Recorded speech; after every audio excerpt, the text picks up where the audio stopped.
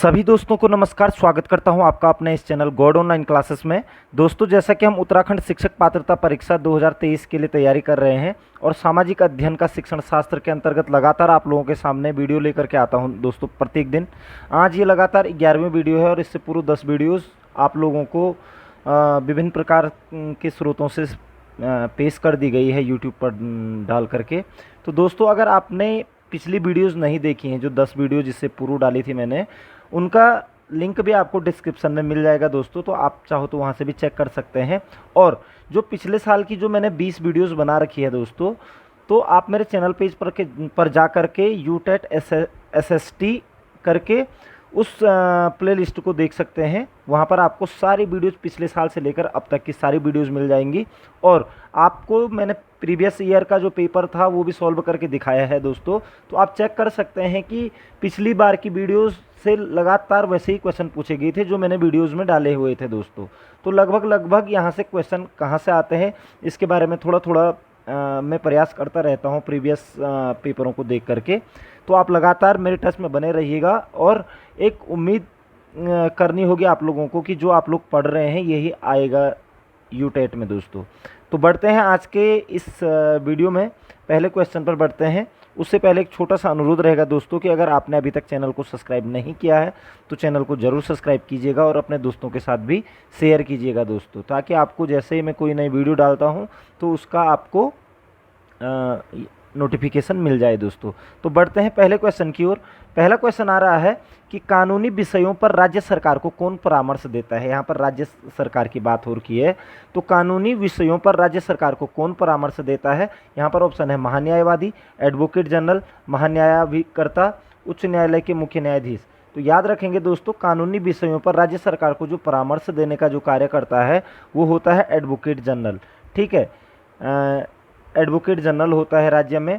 और इसका जो प्रावधान है राज्यपाल के द्वारा अनुच्छेद 165 के तहत इसकी क्या की जाती है, नियुक्ति की जाती है। तो यानी कि एडवोकेट जनरल की नियुक्ति कौन करता है, तो राज्यपाल करता है। और कौन से अनुच्छेद के तहत करता है, 165 के तहत करता है। और एडवोकेट जनरल जो होता है वो राज्य सरकार को क्या करता है, परामर्श देने का कार्य करता है। इसको हिंदी में महाधिवक्ता भी कहा जाता है दोस्तों, महाधिवक्ता। ठीक है, तो कई बार महाधिवक्ता की नियुक्ति कौन करता है, तो राज्यपाल करता है। ये राज्य सरकार को कानूनी विषयों पर परामर्श देता है और राज्यपाल 165 के तहत, अनुच्छेद 165 के तहत महाधिवक्ता यानी कि एडवोकेट जनरल की नियुक्ति करता है दोस्तों। तो इंपॉर्टेंट है, आने की पूरी संभावना है। नेक्स्ट क्वेश्चन पे बढ़ेंगे। निम्नलिखित में वो कौन सा अधिकारी है जो भारत सरकार की वित्तीय लेन देनों में लेखाकरण के लिए जिम्मेदार होता है, यानी कि जो ऑडिट करता है भारत सरकार के वित्तीय लेन देनों का। ठीक है, तो यहाँ पर ऑप्शन है वित्त सचिव, नियंत्रण एवं महालेखा परीक्षक, महालेखा नियंत्रक या अध्यक्ष वित्त आयोग। तो याद रखिएगा दोस्तों, जो सरकार के वित्तीय लेन देनों का लेखाकरण यानी कि ऑडिट करता है उसे कहते हैं CAG, controller and auditor general. ठीक है, कैग। ठीक है, तो नियंत्रक एवं महालेखा परीक्षक कहलाता है। भारत का राष्ट्रपति अनुच्छेद 148 के तहत दोस्तों कैग की नियुक्ति करता है दोस्तों, यानी कि नियंत्रक एवं महालेखा परीक्षक की नियुक्ति करता है दोस्तों। तो ये आपको याद रखना है। ठीक है, अनुच्छेद 148 के तहत कैग की नियुक्ति होती है और ये भारत सरकार के वित्तीय लेन देनों के लेखाकरण के लिए जिम्मेदार भी होता है। इंपॉर्टेंट है दोस्तों। नेक्स्ट क्वेश्चन पे चलेंगे। लोकसभा अध्यक्ष निम्नांकित में से किस रूप में शपथ लेता है। ठीक है, जो लोकसभा का जो अध्यक्ष होता है वो किस रूप में शपथ लेता है। यहाँ पर है लोकसभा अध्यक्ष के रूप में, लोकसभा के आम सदस्य के रूप में, लोकसभा के वरिष्ठ सदस्य के रूप में, या इनमें से कोई नहीं।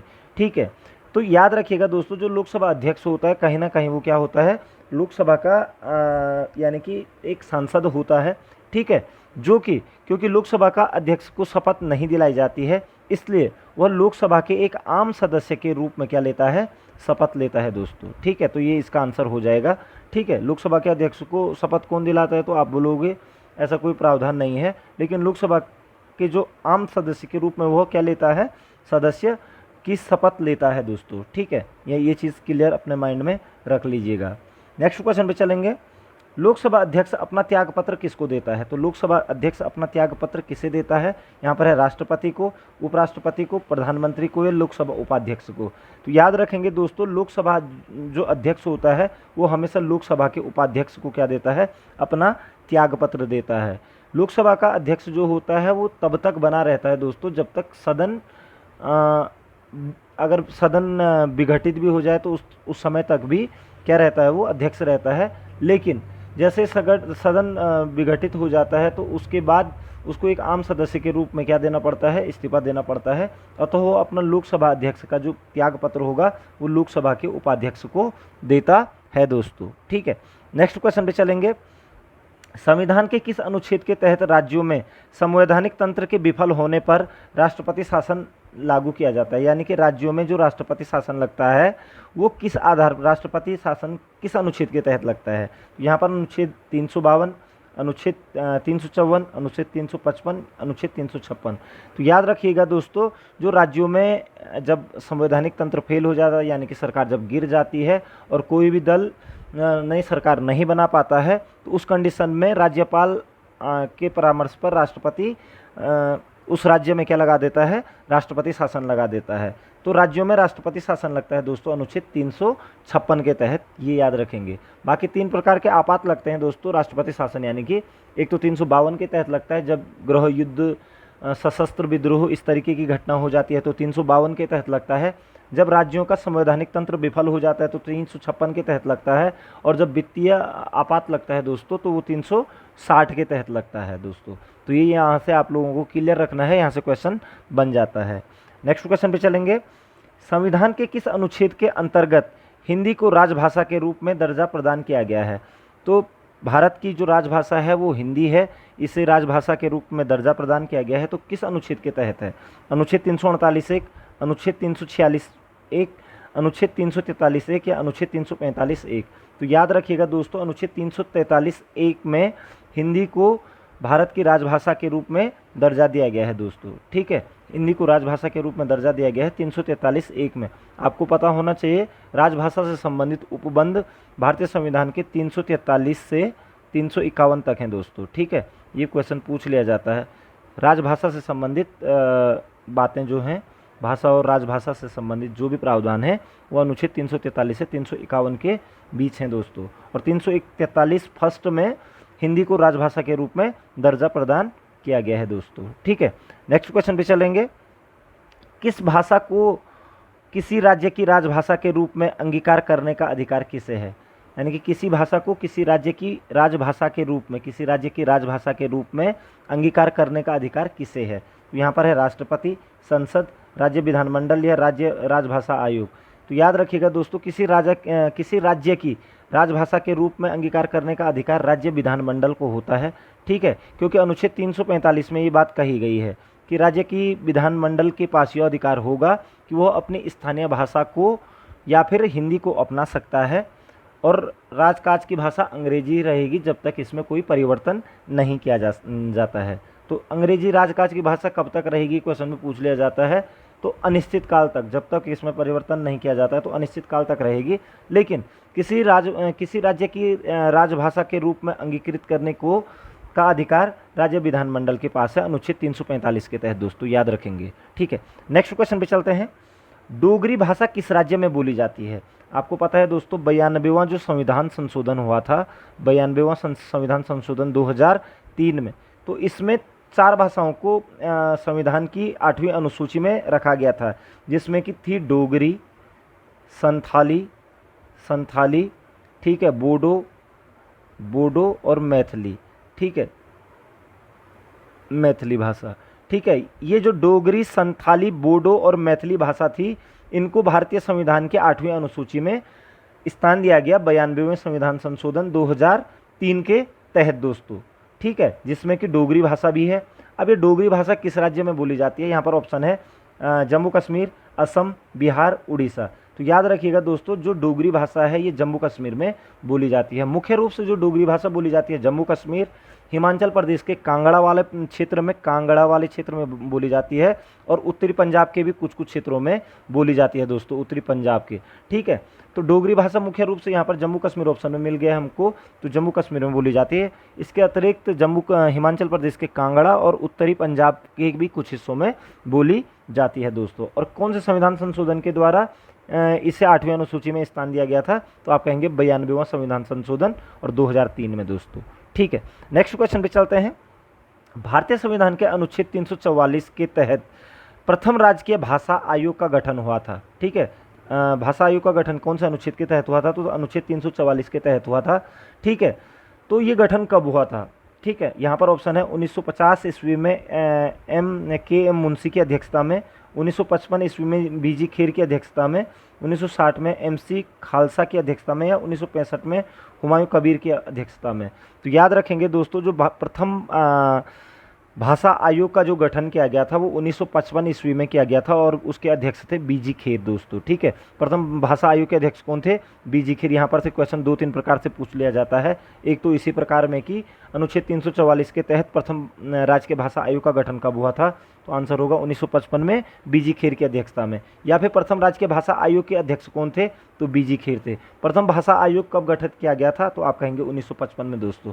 ठीक है, तो ये चीज़ आप लोग याद रखेंगे, इंपॉर्टेंट क्वेश्चन है दोस्तों, यहाँ से क्वेश्चन बनते ही बनता है क्वेश्चन। ठीक है, नेक्स्ट क्वेश्चन पे चलते हैं।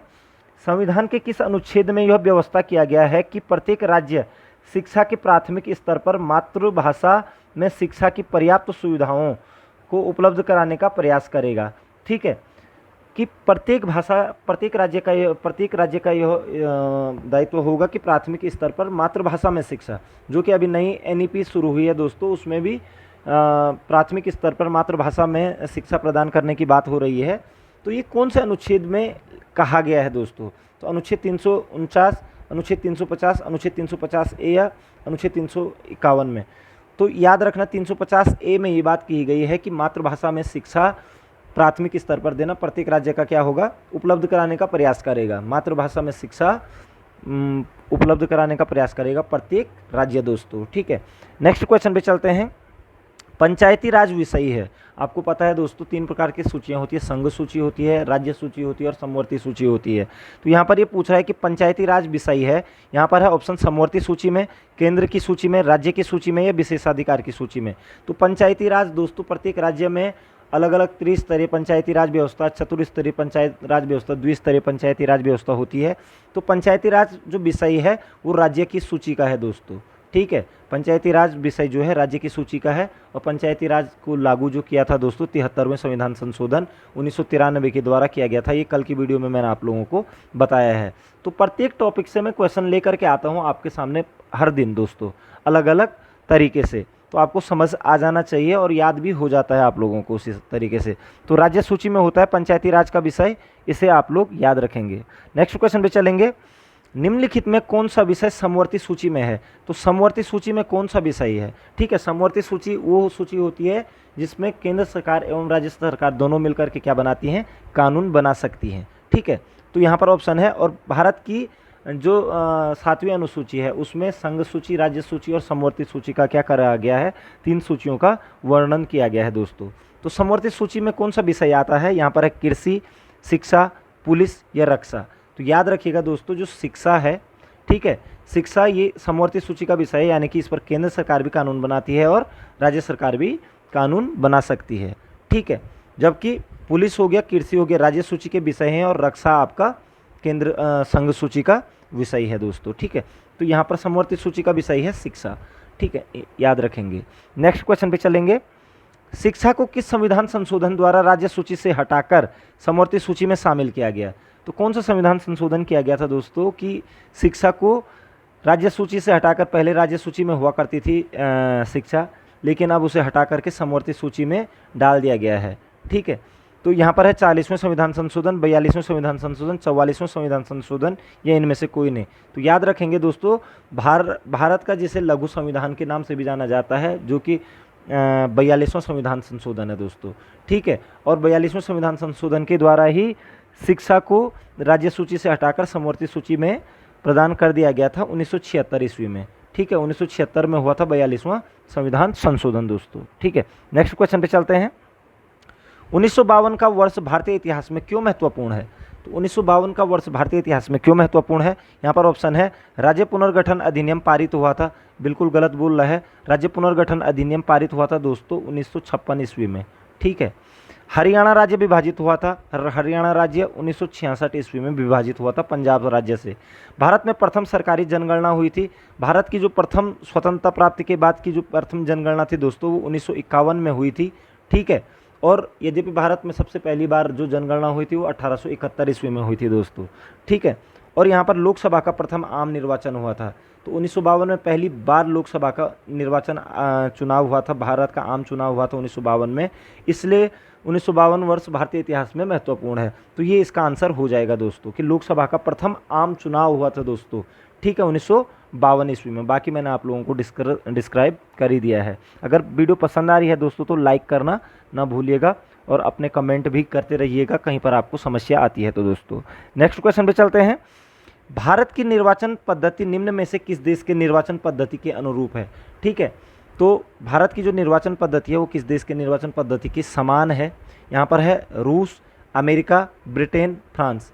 तो याद रखेंगे दोस्तों जो निर्वाचन पद्धति है वो है आपका ब्रिटेन के समान दोस्तों, ब्रिटेन के समान। वहाँ पर भी दो दल हैं। ठीक है, जैसे यहाँ Lok Sabha, Rajya Sabha, house of Commons और हाउस ऑफ कुछ अभी मैं भूल रहा हूँ, ऐसे ही वहाँ की ही निर्वाचन पद्धति के अनुरूप यहाँ की भी निर्वाचन पद्धति है भारत की। ठीक है, तो ये याद रखेंगे। नेक्स्ट क्वेश्चन पे चलेंगे। प्रत्यक्ष निर्वाचन किसे कहते हैं?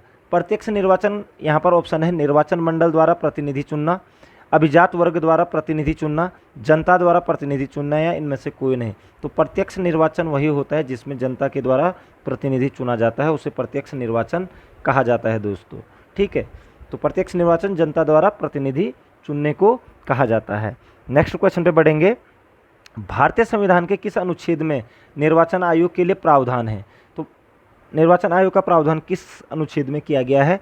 यहाँ पर है अनुच्छेद 320, अनुच्छेद 324, अनुच्छेद 322 या अनुच्छेद 326। तो याद रखेंगे दोस्तों अनुच्छेद 324 में भारतीय निर्वाचन आयोग के लिए प्रावधान किया गया है कि भारत का एक निर्वाचन आयोग होगा, ये बात कही गई है अनुच्छेद 324 में। ये भी बहुत बार पूछ लिया जाता है दोस्तों। ठीक है, नेक्स्ट क्वेश्चन पे चलते हैं। उपचुनाव कराया जाता है। उपचुनाव आपने सुना होगा तो कई बार कोई ये कह सकते हैं कि सदस्य विधानसभा का हो या फिर लोकसभा का हो, कोई अगर उसकी मृत्यु हो जाती है या वो बीमार हो जाता है, वो अपना त्याग पत्र दे देता है, तो उपचुनाव कराए जाते हैं। तो ये कह रहा है उपचुनाव कराया जाता है 2 वर्ष के बाद, 3 वर्ष के बाद, 5 वर्ष के बाद या कभी भी। तो उपचुनाव की ऐसी कोई सीमा नहीं होती दोस्तों। कोई भी सदस्य अपने पद से हटेगा तो उसके 6 महीने के अंदर अंदर चुनाव कराने होते हैं, उसे ही हम क्या कहते हैं? उपचुनाव कहते हैं दोस्तों। तो कभी भी कराए जा सकते हैं उपचुनाव दोस्तों। ठीक है, ये चीज़ आप लोग क्लियर रखेंगे।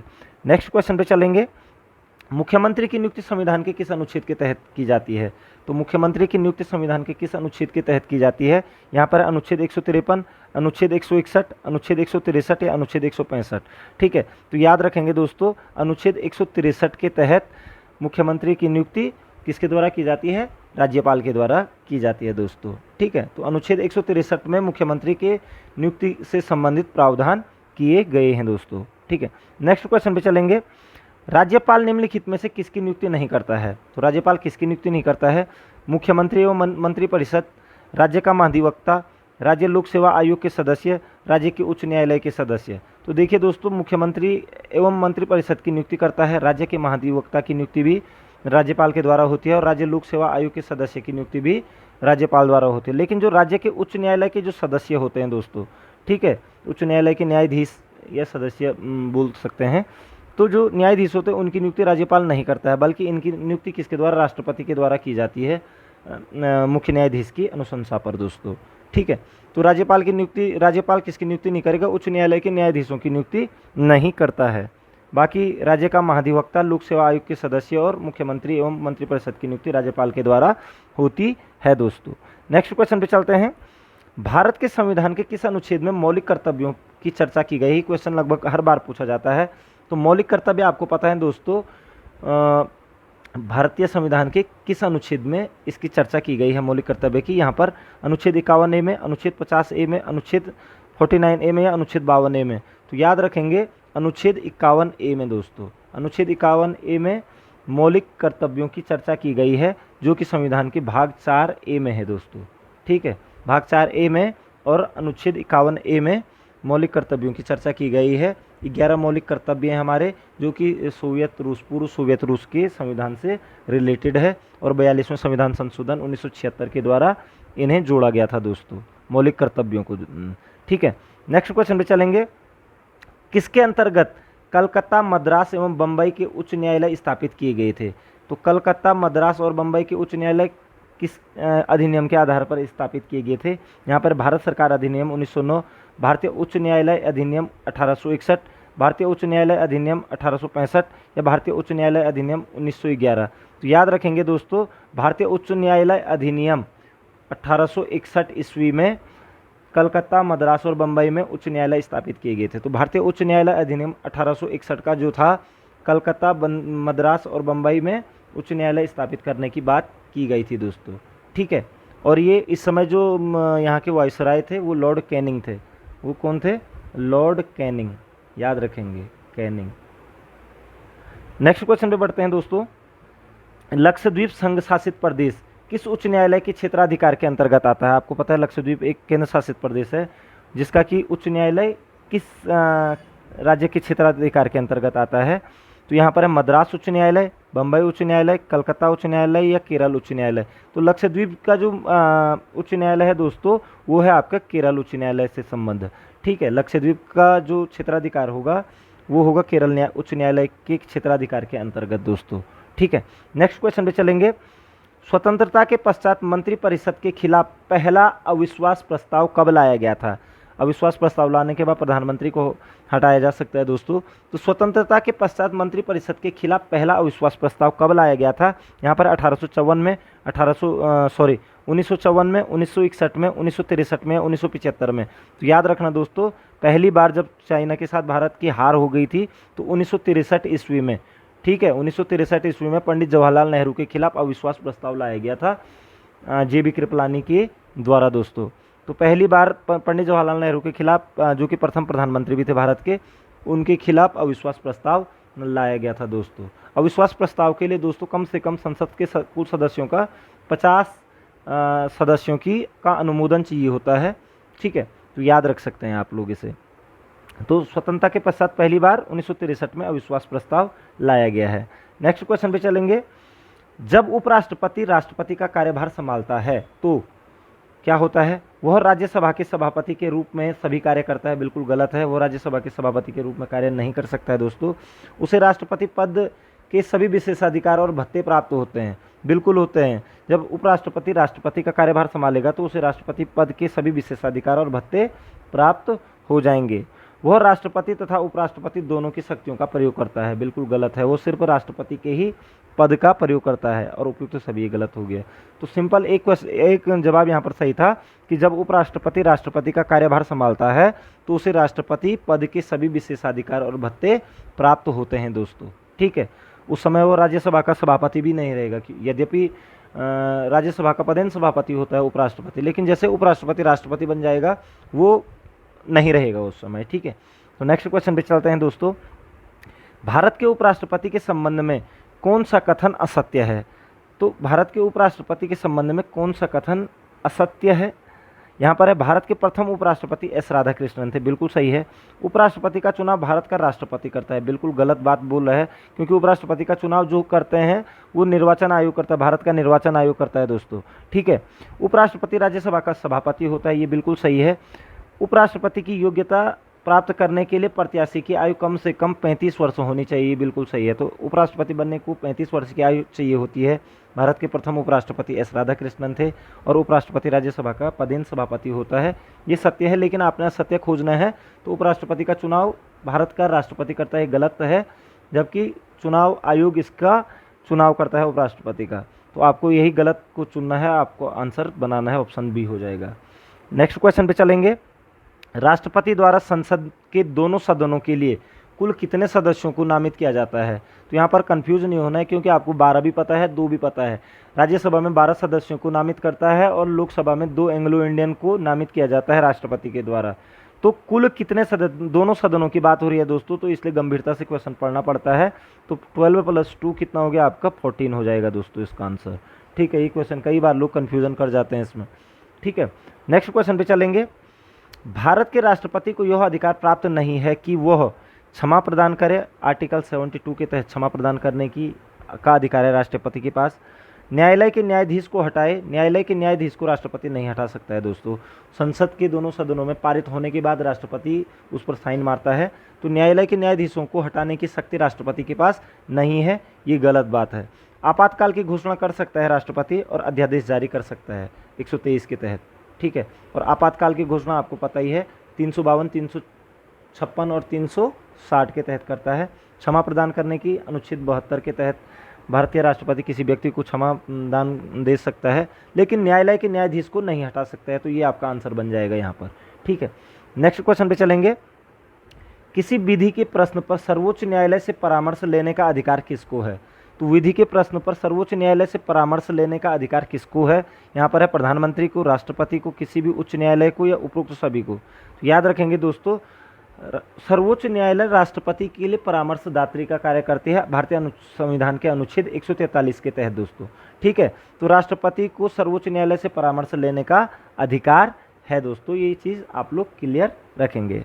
नेक्स्ट क्वेश्चन पे चलेंगे। भारत के निम्नलिखित में से किस मुख्य न्यायाधीश ने कुछ समय तक भारत के राष्ट्रपति के रूप में कार्य किया था।